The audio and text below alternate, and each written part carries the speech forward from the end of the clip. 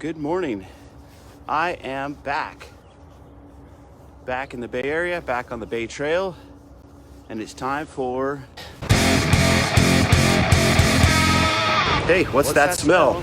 And it's just after 6 a.m. today.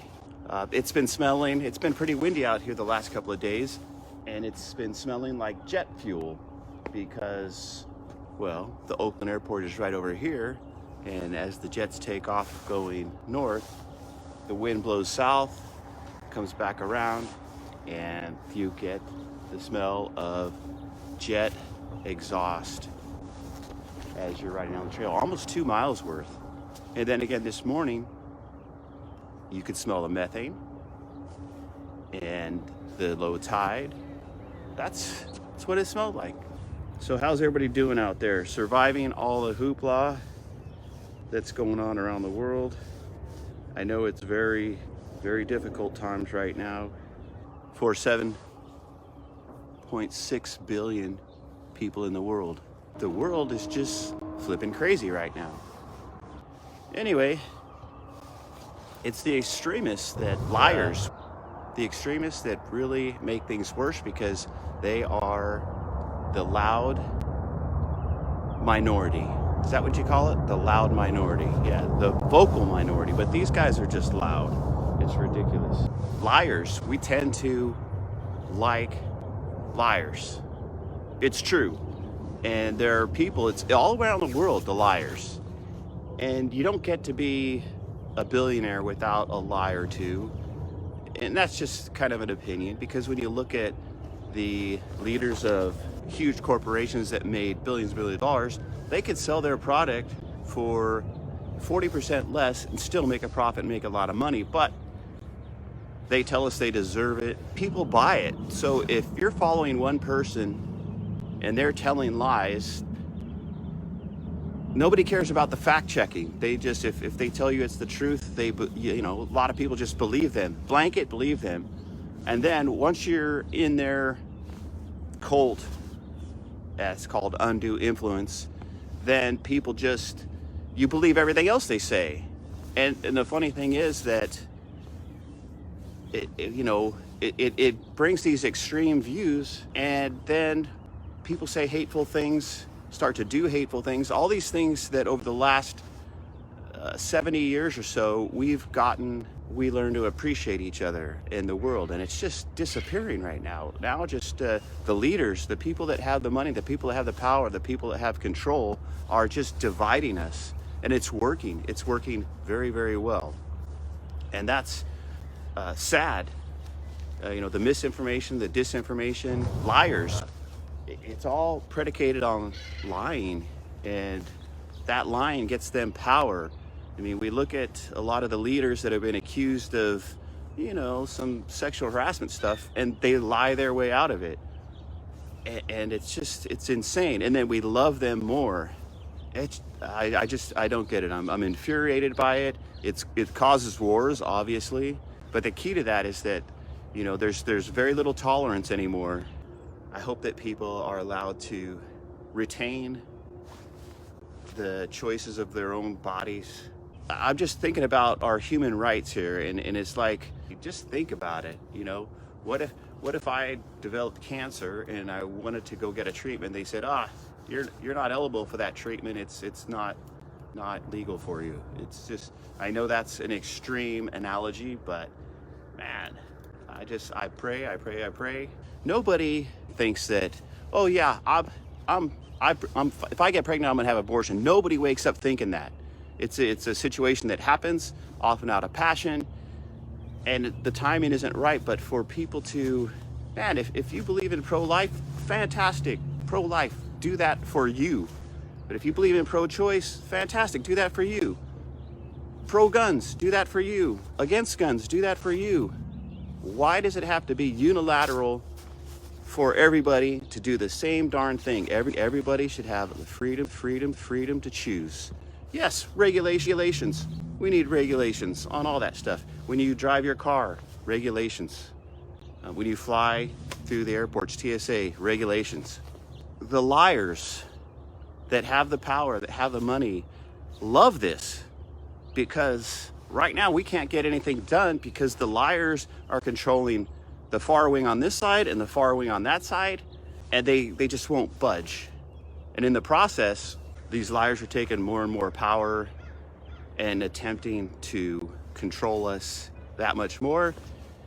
And if we're not careful, we're going to end up like Russia. Heck, who knows? We'll probably invade Mexico. Anyway, it's a beautiful, beautiful, clear morning out here. It's cold. It got really cold. Dropped down to the 40s with the slight breeze that there is today, about 41, 40. I got dressed up to prepare for the cold, and that paid off. I'm so happy to be back in the Bay Area. While I was away in Palm Springs, obviously I did a late version of What's That Smell with my father, which is just super, super hilarious. Many of you know my father. He's just a fantastic human being. He's doing well. Myself and a couple of my kids encouraged him to get walking and breathe more, and we went to the living desert. That was fun. But back to biking, and the fact that I have over 8,000 miles on my cargo bike, probably about 1,400 on my hybrid bike. I didn't want to give up a week's worth of riding, so I rented a bike at a location in Palm Springs on Indian Canyon Drive called Bike Palm Springs. So if you're ever in Palm Springs and you need to rent a bike, these guys were good. They're great. They set me up. I flew in last Wednesday. I picked up the bike and I rode it back up to my father's house, which was about a 650-foot elevation ride. I spent about 40 minutes because I went cruising through all the celebrity houses in Palm Springs. But it was a fantastic week riding my bike in Palm Springs. The weather was great. I got to see the new Marilyn Monroe statue. Well, it's not new, but they brought it back. It's huge. As she was larger than life, that kind of depicts it. Saw a lot of cool things, a lot of great rides in there. At least 50 minutes every day. Of course, the thing, the living desert. But the time spent with my father is priceless. Gave us a chance to kind of mourn and come to grips with the passing of my mom, who I hope you all had a nice Mother's Day. It was our first Mother's Day without my mom, and that was kind of tough. We're still dealing with it. We have a family gathering planned for June around my mom's birthday, just a very little one. We'll come to grips with that a little more, as we've all lost people and you have to just kind of roll with the punches. We're all going that way. So yeah, Palm Springs was great. The bike riding was great. Hanging out with some family and visiting and going out was fantastic. Lots of good food. They took us to a Hawaiian restaurant. They didn't have laulaus, they didn't have lomi salmon, but they did have poi. And my father ate a lot of poi. You have to ask for the poi in advance, let them know you're coming and that you want poi, because a lot of haoles don't enjoy poi. But yes, my dad, I think he had 2.5 bowls. I had 1.5, and with the Kahlua pig and rice, turned out fantastic. So life is generally good, but we have to keep on with the goodness, the respect for each other and our differing opinions. And we can't force things on people. You really just can't. You know, this billionaire who's trying to buy Twitter wants free speech, and I talk about it all the time. I think there's a difference between free speech and anonymous speech.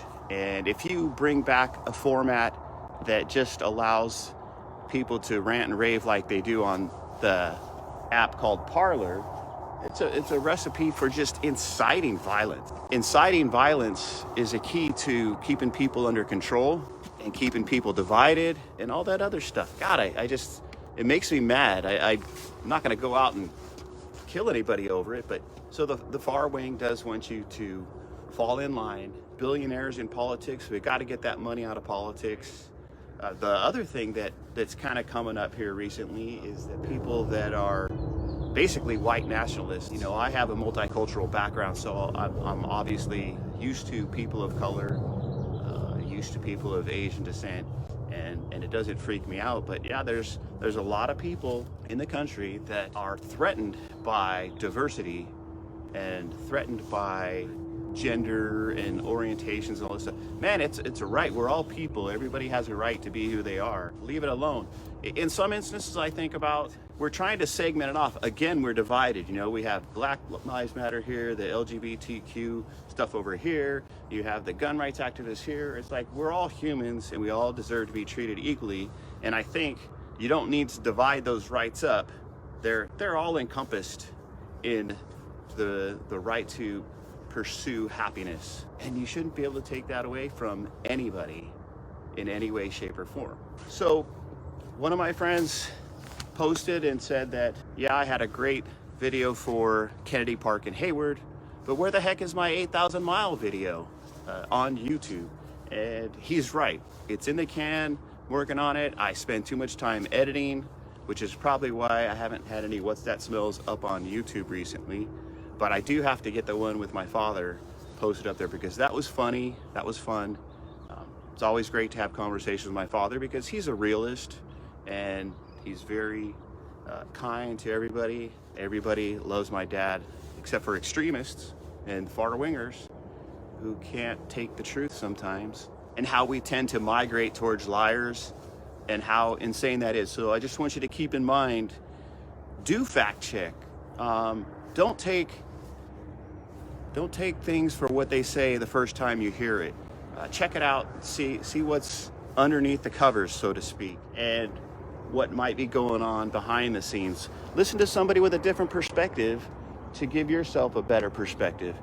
You know, you're not going to believe, like I say a million times, no two people think exactly the same.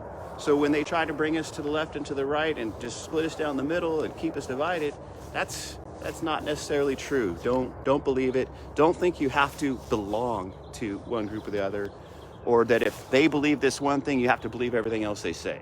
And anyway, you have to think for yourselves. Think for yourselves. Really, just think for yourselves.